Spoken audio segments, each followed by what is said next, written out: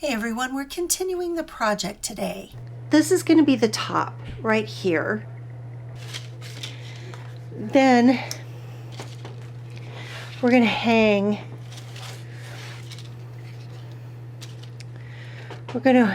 these off of, we're going to hang them down like this, so they'll hang down from the window and they'll decorate the window. Okay, so what we're basically doing is we're going from here to this 6-inch tick mark down here to this tick mark. Okay, so we're just going to go all the way across.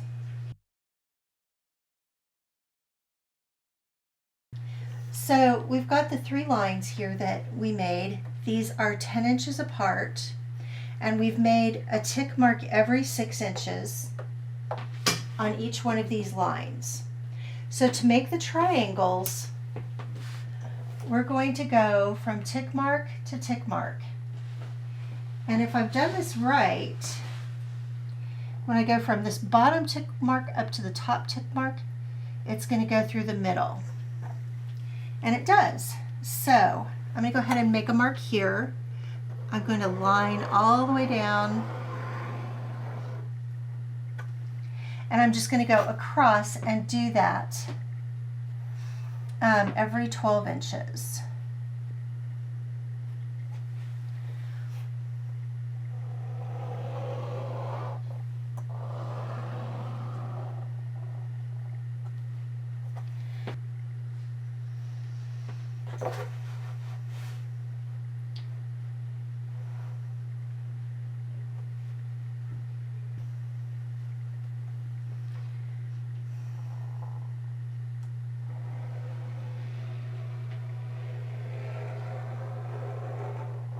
They don't have to be absolutely perfect. This just helps us make them reasonably neat.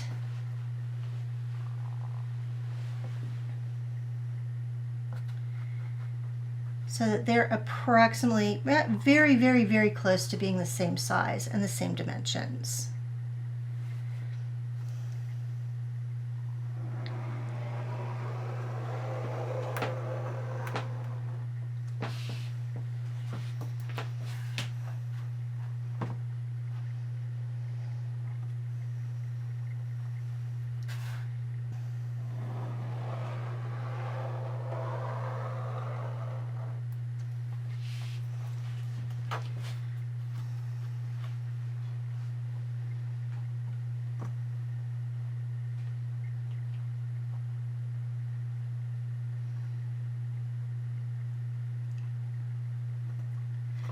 Okay.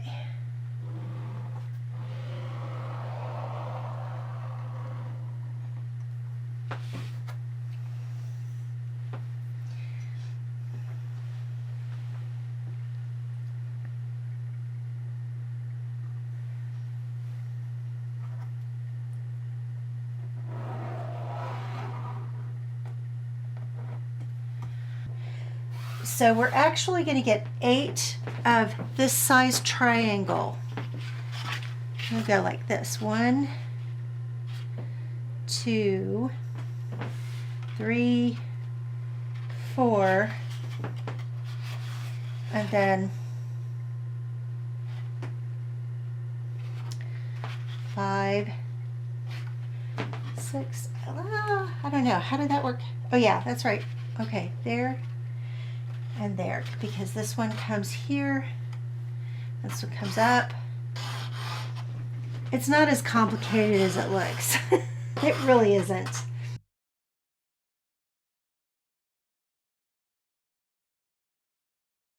This is the first set of large triangles I did. You saw these cut out and arranged at the beginning of the video. I wanted you to get a glimpse of where we're going before diving in right into the heart of making the triangles. It's a little bit different recording a large project like this with many components, because there's not always a beginning. Sometimes I don't have a detailed plan, just kind of an idea, but if I don't go ahead and get started, it's just going to stay an idea. So anyway, one of the first things about working on a large sheet of watercolor paper is that you need a big enough surface to put it on. And I like to use gator board. You can also use masonite or plywood, but you have to seal them and they're heavy. So I really like to use the gator board. You might wonder why you couldn't just use foam core, and I suppose you could, but the foam core has a paper top and bottom covering, where the gator board has a melamine covering. And also the gator board has a much denser core to regular foam board. And because most of the time when I'm working on a large sheet of watercolor, I want to stretch it and staple it down. So like usually I'll wet it and let it stretch out and then staple it down to the gator board. You can't really do that with foam core because it won't handle repeated staplings, and the staples could pull out. And also the covering is paper, so it's just not going to work. The next thing about working on a large watercolor is that for something like this, you need to mix up a lot of water and paint to cover a large surface. You can work on one color at a time, but you need to make sure you have enough to do all of the parts of the painting that have to be the same color. I'm going to be going over these lines with a shimmery watercolor, or maybe I might use some glitter glue. I might use a metallic pen, something. So it doesn't have to be as neat, and the washes don't have to be quite as even. But if I were doing something that required a really even wash on the surface of it, I would start out with very diluted washes and then just build up layers. Palettes are another thing to consider when you're working on a large sheet of paper. I used to think that you'd need a large palette with big wells, and you really need big mixing wells, but the pans that the paint are in don't have to be very big, which it's good because your paper, your board is taking up so much space on your desk. You don't want to have a big old palette along with it. So a lot of times I'll have a small palette like this one that has big wells, or I'll have a little bowl like the one you see with the cascade green in it to the side, to the right over here. Those are just little sauce dishes, and they don't have to be, they can be plastic, they can be made out of anything. I just happen to have the porcelain ones, and I like porcelain. But the main thing is that you need big mixing areas, not so much big pans. So you have to weigh what kind of palette. I find that different palettes work for different types of paintings.